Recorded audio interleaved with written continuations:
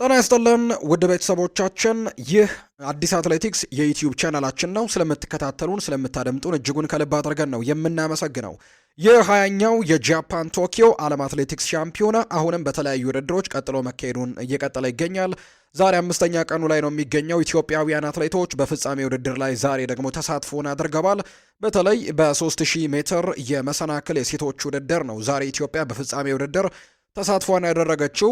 ብዙም ከዚህ ውድድር ላይ ብዙም የሜዳሊያ ሰንጠረዥ ውስጥ እንገባለን ተብሎ ባይጠበቅም፣ ነገር ግን ሲምቦ አለማየሁ ለኢትዮጵያ የነሐስ ሜዳሊያን ከዚህ ውድድር ማስገኘት የቻለችበትን ውድድር ሆኖ ተጠናቋል። በጣም ድንቅ ውድድርን ነው ማድረግ የቻለችው ሲምቦ አለማየሁ።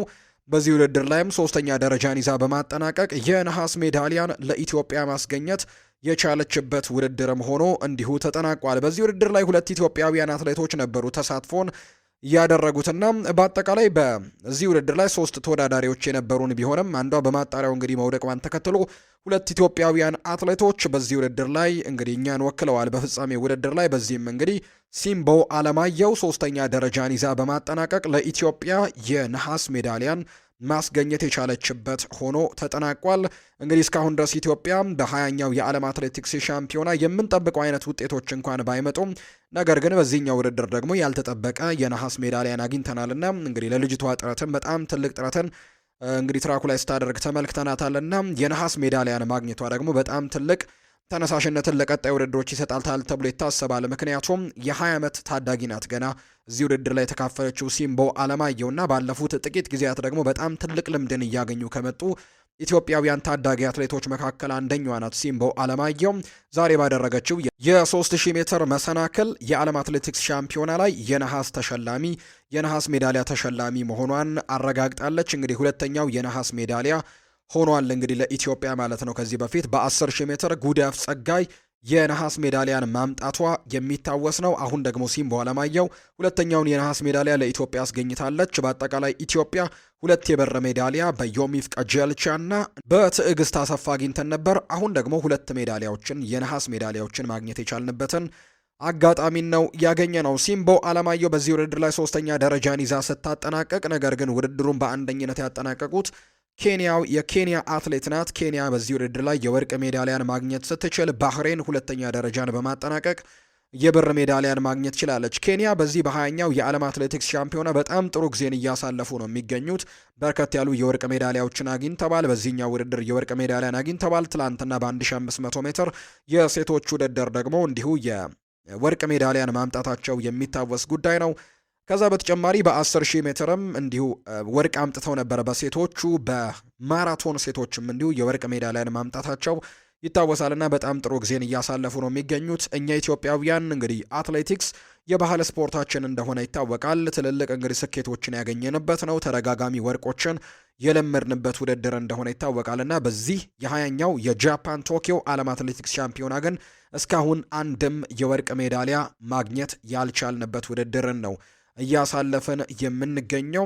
በቀጣይም የሚጠበቁ ሌሎች ውድድሮች እንዳሉ ይታወቃልና ምናልባት በነዛ ውድድሮች ላይ ሌሎች ነገሮችን ልናገኝ የምንችልበት እድል ይኖራል። የ5000 ሜትር በወንዶችም በሴቶችም በ800 ሜትር ሴቶች የሚጠበቁ ውድድሮች ከመኖራቸው ጋር በተያያዘ ኢትዮጵያ በነዛ ውድድሮች ላይ ምናልባት የወርቅ ሜዳሊያዎችን ልታገኝ የምትችልበት እድል ካለ ነው እንጂ እስካሁን ግን የወርቅ ሜዳሊያን ማግኘት የቻልንበት ውድድርን አላገኘንም።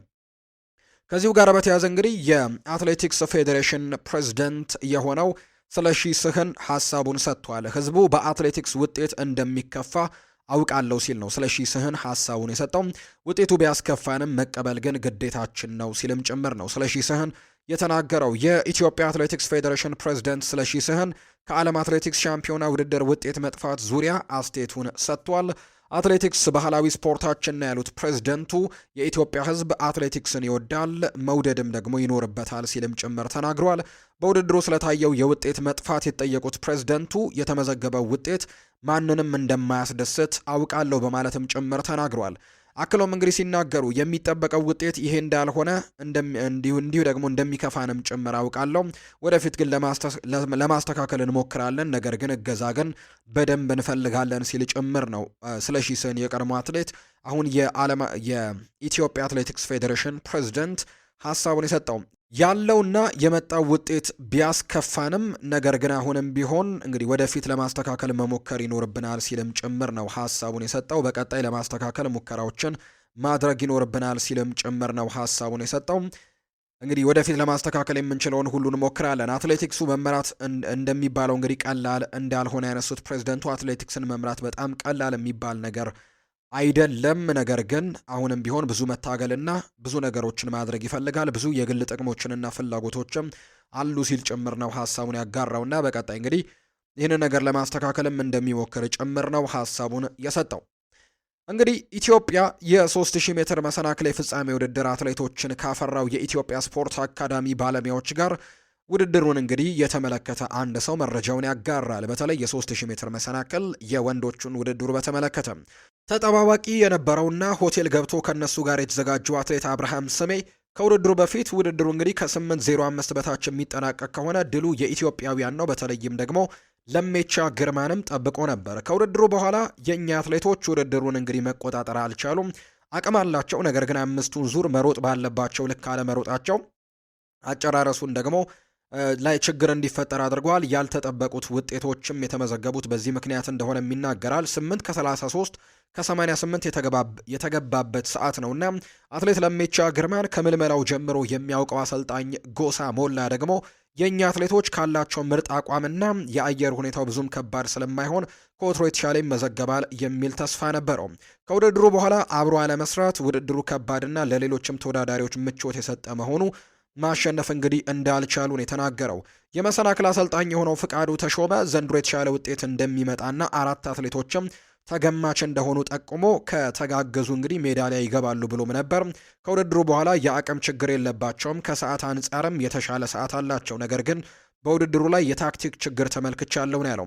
ለሜቻ በአመት ውስጥ አንድ ውድድር ብቻ ነው ያደረገው። ይህ ደግሞ ባለፉት 3 ሻምፒዮኖች ያገኘውን የብር ሜዳሊያ ወደ ወርቅ እንግዲህ ለመቀየር በሚገባ ተዘጋጅቶ ነበር። ከቅድመ ዝግጅት ጀምሮ በወትሮ እንግዲህ አካሄዳችን መጓዛችን እንዲሁ ደግሞ ዋጋ አስከፍሎናል ብዬ እናገራለሁ። ቶኪዮ ሞቃት እንደነበር ፌዴሬሽኑ አያውቅም ነበር ወይ? ይሄ ትልቁ ጥያቄ ነው። የሌሎች ዓለም አትሌቶች በቴክኖሎጂ ጭምር በመደገፍ ዝምን ያለ ዝግጅትን ያደረጉት ከዛ አሸናፊ የሆኑ ያሉ የእኛ አትሌቶችን እንግዲህ መብለጣቸውም በዛ ምክንያት የመጣ ነው። የእኛ አትሌቶች እንግዲህ አሁን ላይ ድህነትን ለማምለጥ ነው፣ አብዛኞቹ ደግሞ ለክብር ነው የሚፋለሙት። ስለዚህ አሰራራችንን አመራራችንን ካላሻሻለን ውድድር በመጣ ቁጥር መበሻሸቅ ውሃ ያስነሳም ሲልም ጭምር ነው ሀሳቡን ያጋራን ይኸው ሰውና። ኢትዮጵያ ግን በዛሬው የ3000 ሜትር የሴቶቹ የመሰናክል ውድድር ሳይጠበቅ እንግዲህ እንግዲህ ሲምቦ አለማየሁ አማካኝነት የሜዳሊያ ዝርዝር ውስጥ መካተት ችላለች። ኬንያዊቷ ፌዝ ቺፕሮቲች የርቀቱን የሻምፒዮንሺፕ ሪከርድ በመስበር ነው ለሀገሯ 4ኛ የወርቅ ሜዳሊያን ያስመዘገበችው። የርቀቱ የኦሎምፒክና የዓለም ሻምፒዮን አሸናፊ የነበረችው ባህሬናዊቷ ዊልፍሬድ ጃቪ የብር ሜዳሊያ ባለቤት ሆናለች። የዓለም ወጣቶች ሻምፒዮኗ ሲምቦ አለማየሁ ለኢትዮጵያ በውድድሩ 2ኛውን የነሐስ ሜዳሊያ አስገኝታለች። ሌላኛዋ አትሌት ሎሚ ሙለታ 8ኛ ደረጃን በመያዝ ነው ያጠናቀቀችው። ሀገራችን በዓለም ሻምፒዮና 2 ብርና 2 የነሐስ ሜዳሊያዎችን ነው እስካሁን ድረስ ማስመዝገብ የቻልነው። ውድ ቤተሰቦቻችን ስለተከታተላችሁን ከልብ አድርገን እናመሰግናለን።